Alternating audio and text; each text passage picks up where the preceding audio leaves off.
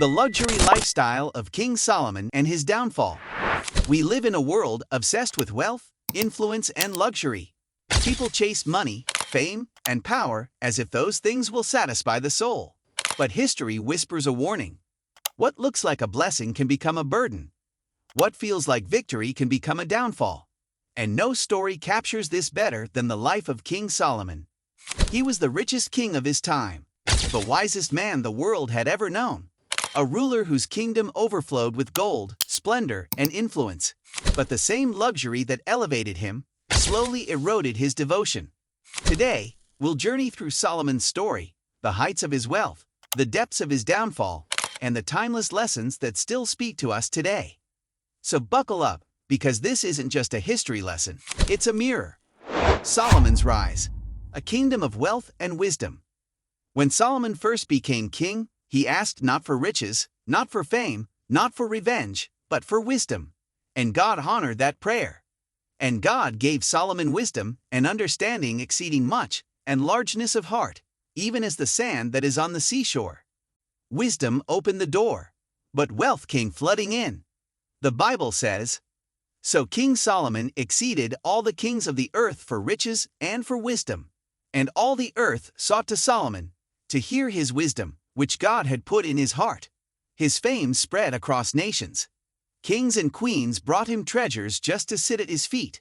The Queen of Sheba herself traveled with a massive entourage to test his wisdom, and she left astonished. Gold flowed into Jerusalem like water. And the king made silver to be in Jerusalem as stones and cedars, made he to be as the sycamore trees that are in the vale, for abundance. Silver was as common as stones. A picture of such abundance that wealth no longer carried the weight of rarity. Nations paid tribute. A reminder that influence and honor extend far beyond borders when greatness is established. The throne of Solomon was ivory, overlaid with pure gold, a symbol of unmatched splendor, where wisdom and prosperity met in a legacy that still inspires awe centuries later. His court was unmatched, his palaces breathtaking, his wealth overflowing. The world had never seen such prosperity in Israel. The luxury lifestyle. Gold, horses, and grandeur. Let's pause for a moment and imagine.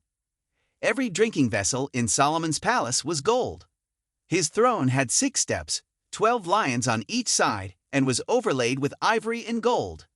He had fleets of ships bringing treasures from distant lands, apes, peacocks, spices, and jewels. And all King Solomon's drinking vessels were of gold, and all the vessels of the house of the forest of Lebanon were of pure gold. None were of silver. It was nothing accounted of in the days of Solomon. 1 King James Version 10:21. Silver was so worthless in Solomon's day, it was treated like dust. His stables overflowed with horses and chariots imported from Egypt. He had hundreds of wives and concubines. The man who once prayed for wisdom now possessed everything the world could offer. From the outside, it looked perfect, a life of triumph, luxury, and endless possibilities.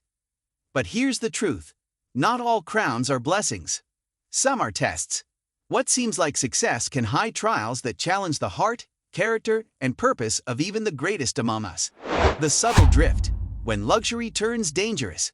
Luxury itself isn't evil. Wealth can be used for good. But Solomon's heart began to drift. The scriptures warn. But King Solomon loved many strange women, together with the daughter of Pharaoh, women of the Moabites, Ammonites, Edomites, Zidonians, and Hittites, of the nations concerning which the Lord said, "Ye shall not go into them, neither shall they come in unto you. For surely they will turn away your heart after their gods." Solomon clave unto these in love. 1 King James Version 11:1-2. 700 wives, 300 concubines.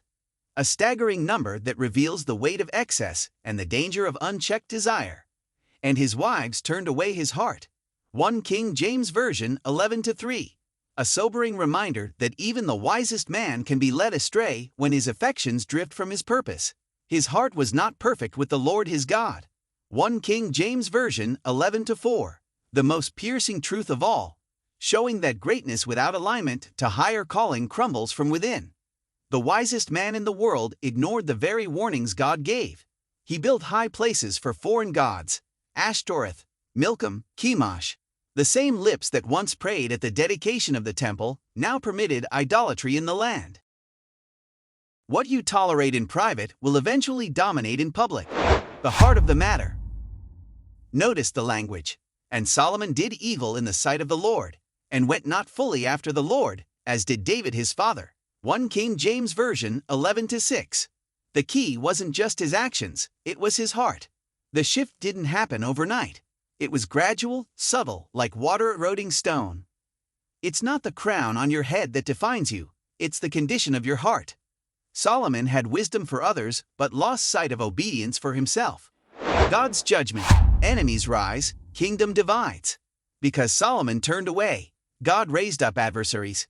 Enemies that had been subdued began to re-emerge. Peace slipped away. And God declared that the kingdom would be torn apart after Solomon's reign. Wherefore the Lord said unto Solomon, Forasmuch as this is done of thee, I will surely rend the kingdom from thee, and will give it to thy servant. 1 King James Version 11:11. His son Rehoboam would inherit a divided kingdom. 10 tribes would break away, leaving only Judah and Benjamin. The once united, prosperous Israel was fractured. A kingdom built in wisdom fell through disobedience. The contrast, Solomon versus David. Why did God still honor David, even though David sinned grievously? The difference was the heart. David repented. David's heart stayed loyal to God despite his failures. Solomon's heart drifted into divided loyalty.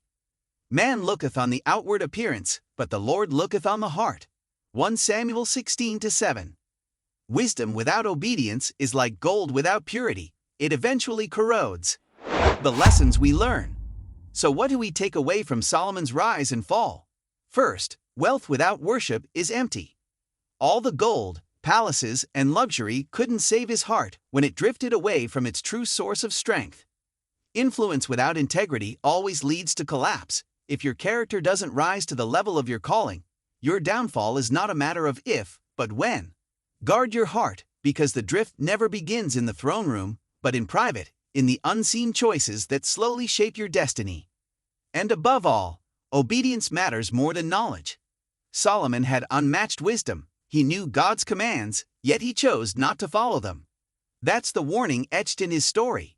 A wise man fell, not because he didn't know, but because he didn't obey. The final warning. Solomon's story is a mirror for us today. We chase luxury, fame, influence, believing it will fill us. But without God at the center, luxury becomes idolatry.